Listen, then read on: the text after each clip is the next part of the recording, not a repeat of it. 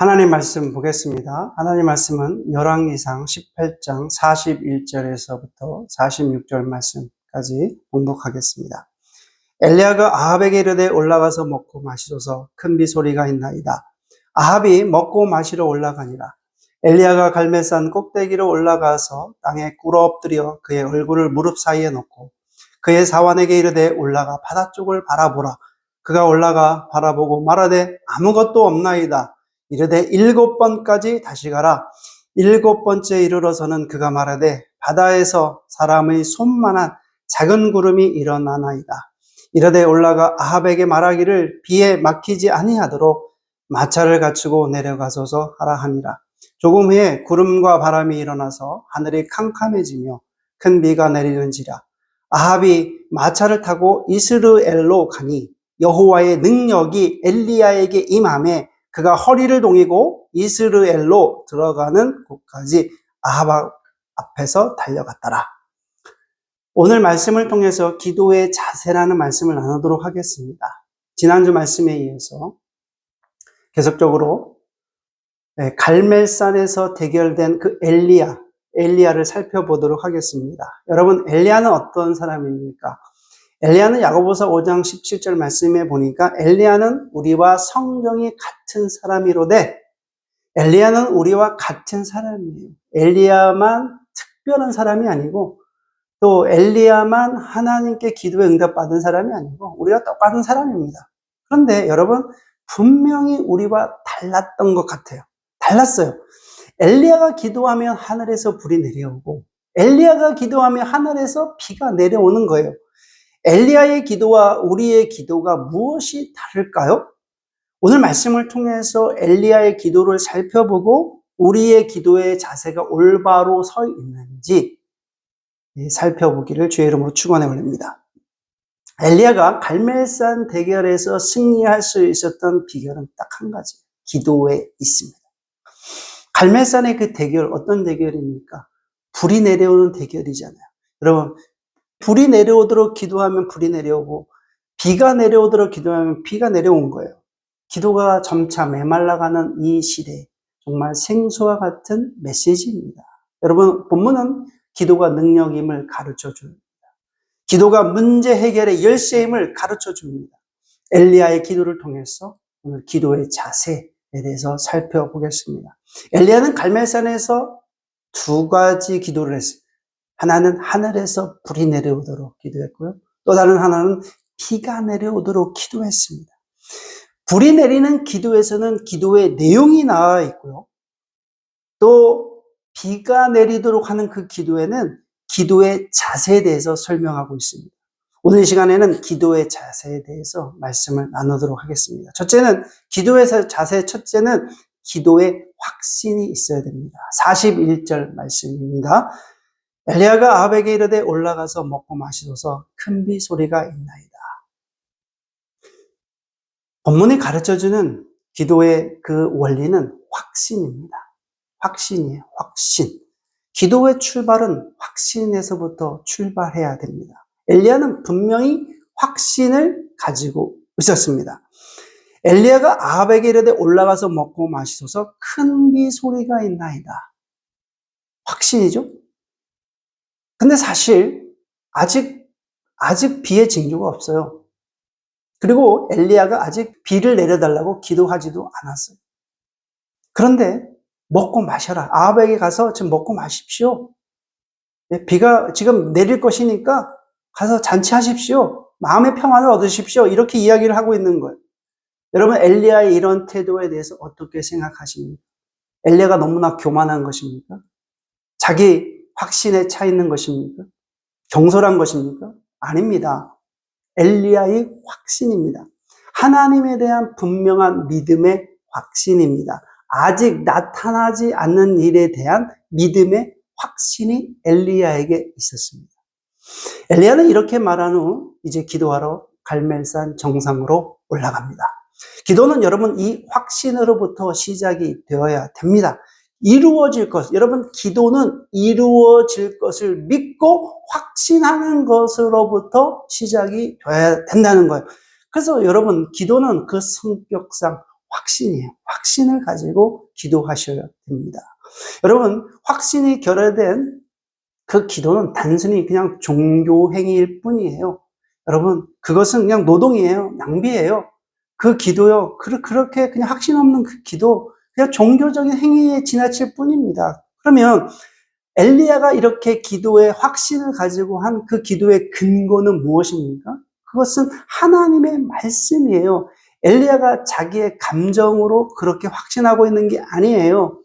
엘리야가 지금 환경적으로 보니까 비가 올 타이밍이라서 그렇게 이야기한 것도 아니에요. 아니면 자기의 느낌으로 이야기한 것이 아닙니다. 오직 엘리야는 하나님의 말씀에 근거하고 있는 확신이었다는 거예요.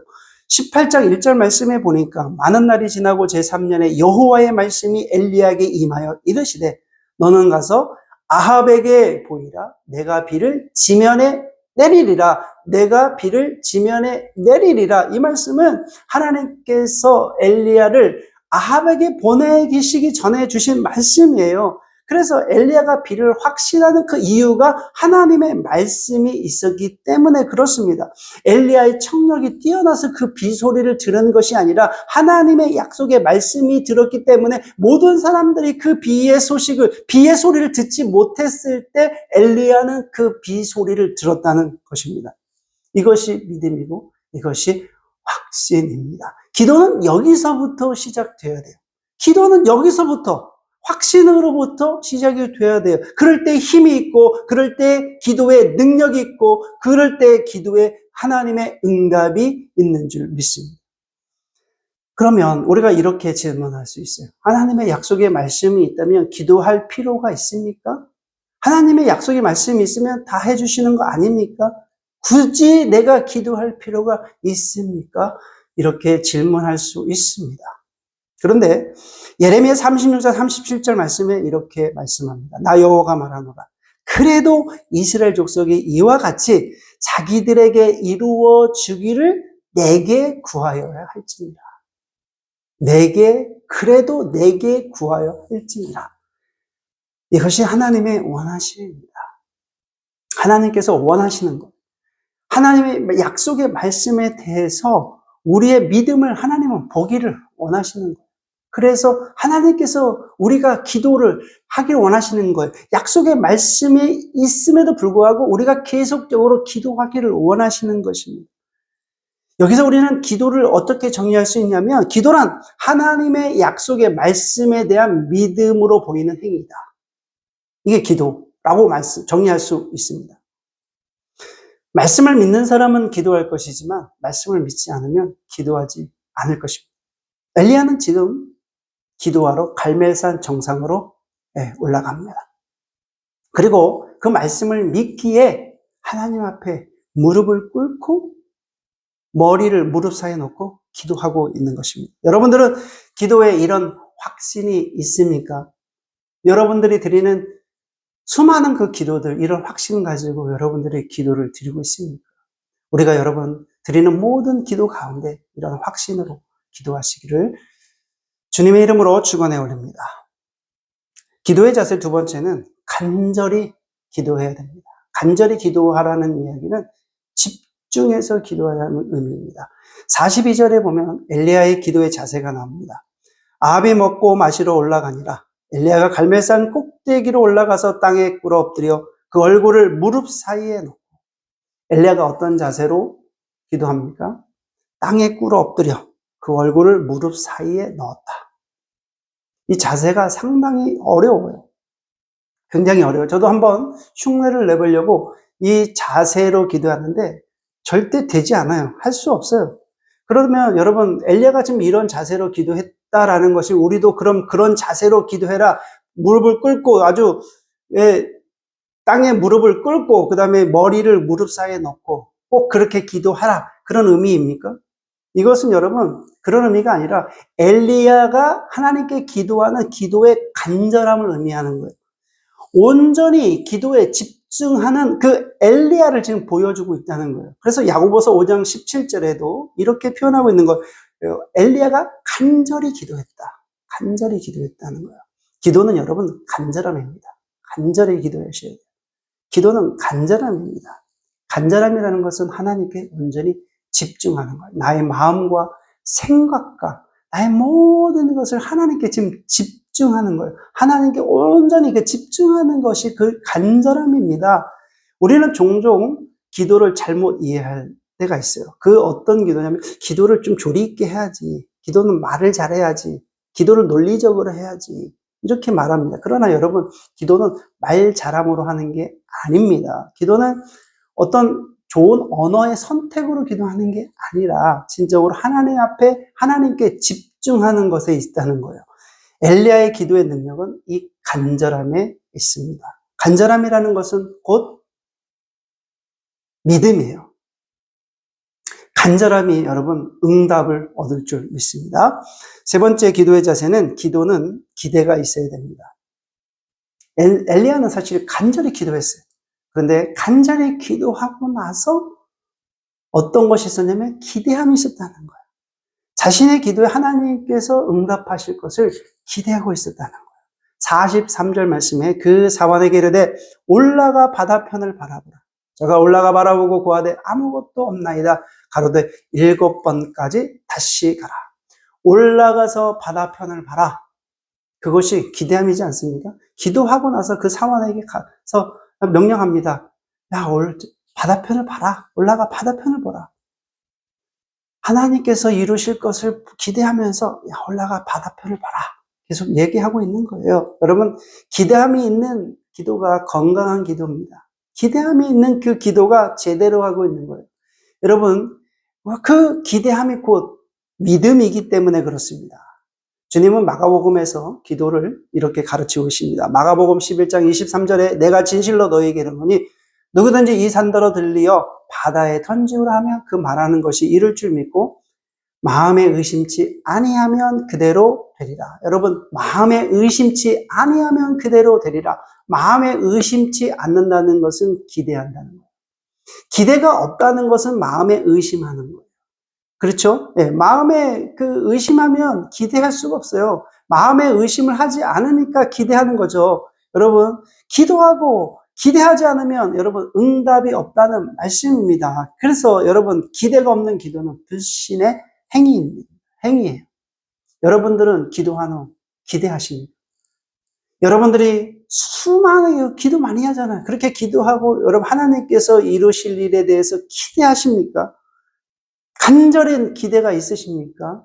우리의 기도의 약점이 여기 있습니다. 우리의 기도가 왜 이렇게 약해졌는가 생각해 보면 우리의 기대가 너무 약해졌다는 거예요. 기대하지 않는 것은 불신입니다. 그러나 기대하는 것은 믿음입니다. 이사야서 30장 18절에도 무릇 그를 기다리는 자는 복이 있도다라고 했습니다. 여러분들이 혹시 기도하시면서 설마 하나님께서 이 기도를 들어주실까? 내가 생각해봐도 이 기도는 아닌 것 같아. 이렇게 하면서도 기도하시는 그런 기도가 있습니까? 믿음의 기도는 반드시 기대를 동반합니다. 여러분들이 하는 모든 기도를 하나님께서 응답하실 줄 믿습니다. 44절에도 엘리야의 기대가 나타납니다. 7번째 이르러서는 저가 고하되 바다에서 사람의 손만한 작은 구름이 일어나나이다. 가로되 올라가 아합에게 고하기를 비에 막히지 아니하도록 마차를 갖추고 내려가소서 하라 하니라. 사람이 손만한 작은 구름이 일어나나이다. 여러분, 엘리야가 지금 이 구름 한 조각을 기다리고 있는 것입니다. 사실 그 기대는 어떤 기대냐면 소낙비처럼 내리는 천둥 번개가 쳐서 소낙비가 나는 소낙비를 지금 기다리고 있는 거예요. 그렇죠?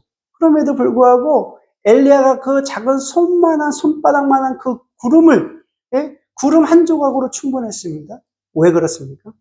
하나님께서 앞으로 행하실 그 일을 보고 있기 때문에 그렇습니다.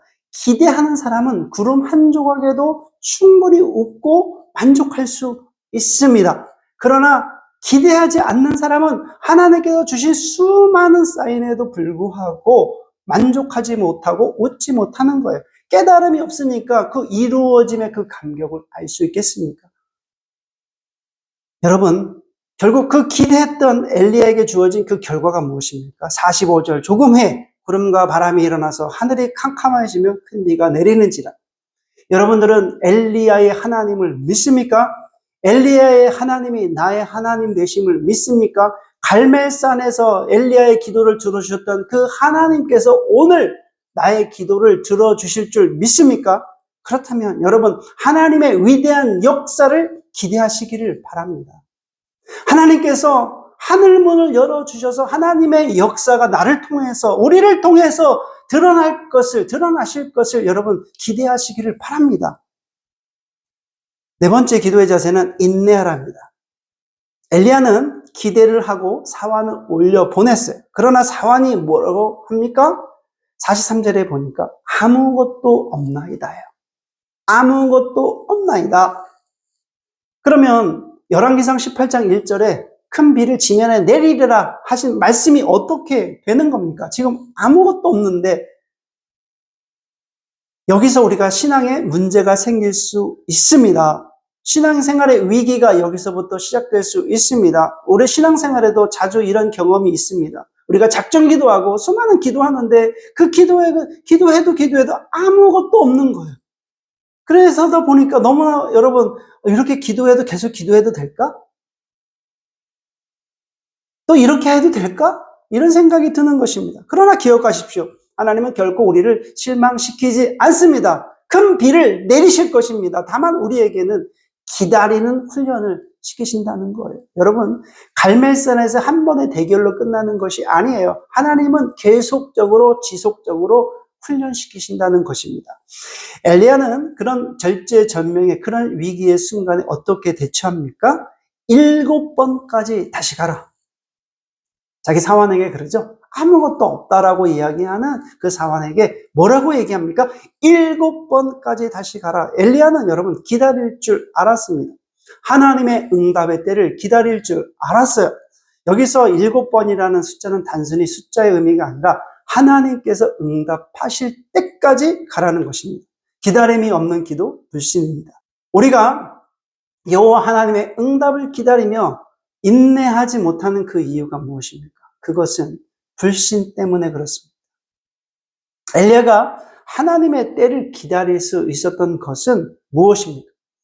이미 엘리야는 그리 시내가에서 하나님의 때를 기다렸어요.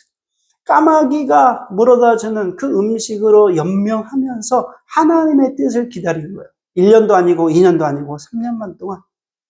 그리 시내가가 다 말라가는 것을 보면서 하나님의 때를 기다린 적이 있었어요.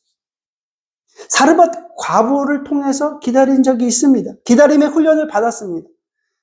3년 반 동안 먹을 것이 없어서 이제 죽음을 기다리는 사르밧 과부를 엘리야가 만납니다. 과부는 이제 마지막 남은 한 끼 식량으로 아들과 만들어서 먹고 죽으려고 한 거예요. 하나님께서 엘리야를 통해서 이 과부 아들을 살리시잖아요. 엘리야는 이미 하나님의 때를 인내하며 기다리는 훈련을 받은 거예요. 우리 모두 여러분 하나님께 기도 제목이 있습니다. 오늘 말씀을 통해서 우리의 기도를 점검하시기를 바랍니다. 정도의 무기는 기도예요. 여러분, 기도가 무기입니다. 기도하는 사람만이 승리할 줄 믿습니다. 여러분, 우리 모두가 기도의 사람이 돼서 오늘 4가지 기도의 자세에 대해서 말씀을 드렸는데요. 우리 모두가 기도의 사람이 돼서 선한 싸움에서 승리하시기를 주님의 이름으로 축원해 올립니다. 기도드리겠습니다. 하나님 아버지 감사합니다. 오늘 우리에게 주시는 말씀을 통해서 기도의 자세에 대해서 말씀을 나눴습니다. 우리가 참 많이 기도합니다. 그럼에도 때로는 의심하고 때로는 언제 하나님께서 이루어 주실까 이렇게 우리 마음속에 또 혼란이 있은 적도 있습니다. 그러나 오늘 말씀을 통해서 하나님께서 반드시 비를 지면에 내리실 것이라고 하는 그 믿음으로 기도할 수 있는 하나님의 사람들 되게 하여 주시옵소서. 감사드리며 예수님의 이름으로 기도드립니다. 아멘.